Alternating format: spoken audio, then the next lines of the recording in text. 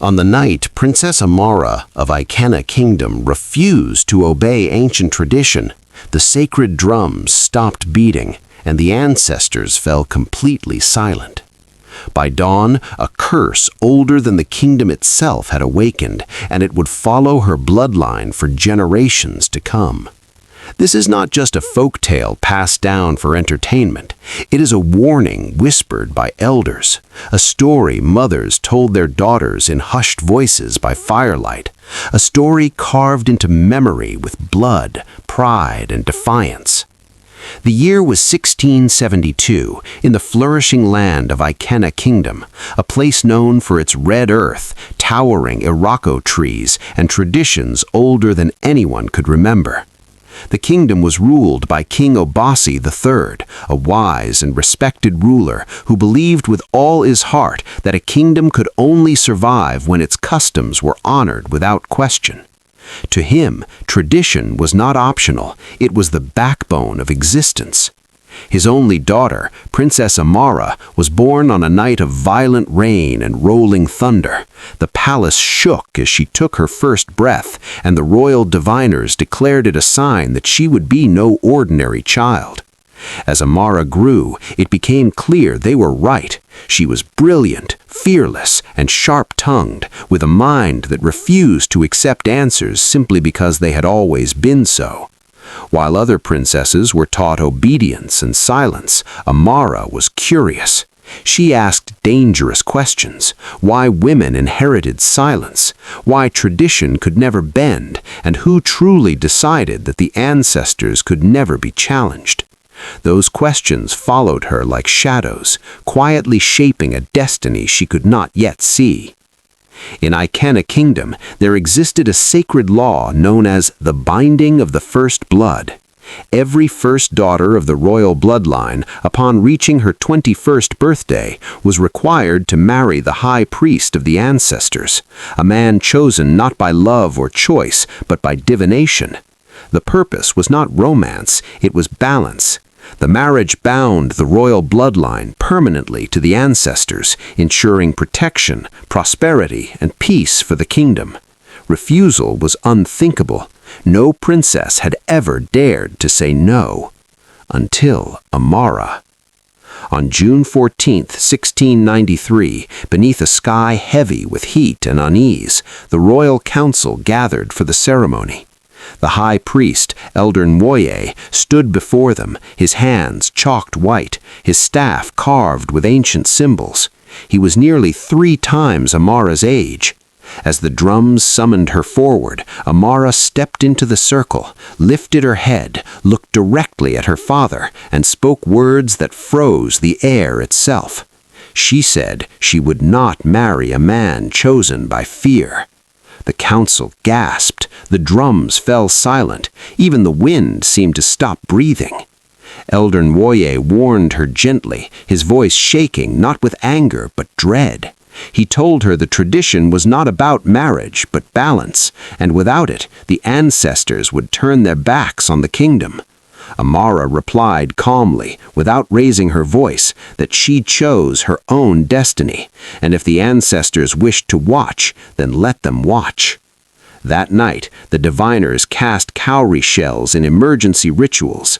Every shell fell face down, a sign of terrible consequence.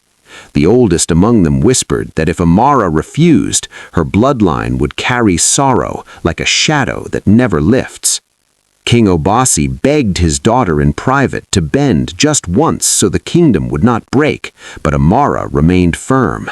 And so, on June 14, 1693, the binding ceremony was cancelled for the first time in the history of Icena Kingdom. That was the exact moment the curse was sealed. At first, nothing happened. People laughed. Some claimed the elders were exaggerating. Others secretly admired Amara's courage. But the ancestors are patient, and the signs came slowly. 3 months later, the royal farmlands rotted overnight, not from drought, but from decay beneath the soil. Crops turned black before harvest. Then the king's strongest horse collapsed and died without illness. Soon after, children born into the royal household cried endlessly at night, staring into empty corners as if something unseen stood there watching. The elders knew the truth. The ancestors had withdrawn their protection. By 1695, tragedy struck the palace itself. King Obasi fell ill, not with fever, but with a sickness that stole his memory piece by piece. He forgot names, places, even his own reflection. Before he died, he summoned Amara to his bedside and told her the crown would be hers, but the curse would not stop with her. When he passed, Queen Amara became queen. Queen Amara ruled with wisdom and strength. Trade flourished, borders were secured, and the people respected her leadership. But the curse was not concerned with governance, it was concerned with blood. Amara married for love, choosing a warrior named Cato. Their first child was born healthy and strong, then died on the 7th day without warning. Their second child lived, but never spoke a word. Their third survived, but grew weaker with each passing year. The elders whispered that the ancestors always collected interest on disobedience. By 1708, Amara finally understood that the curse was not about punishing her, it was about continuation. The royal bloodline itself had been marked. In desperation, Amara summoned priests from distant lands, offering gold, sacrifices, and even her own life. One ancient priest finally told her the truth. She had not angered the ancestors by refusing marriage, but by refusing without replacement. Tradition, he said, was like fire. It could warm or destroy, but it must be handled with understanding.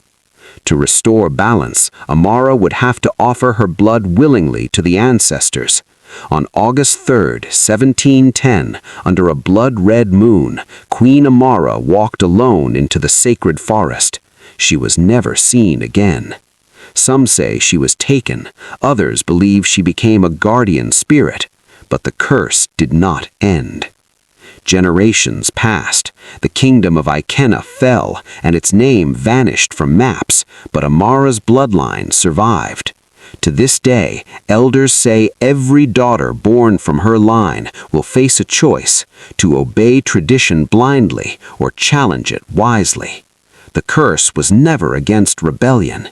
It was against rebellion without responsibility. Because sometimes the price of choosing your destiny is not paid by you, but by those who come after.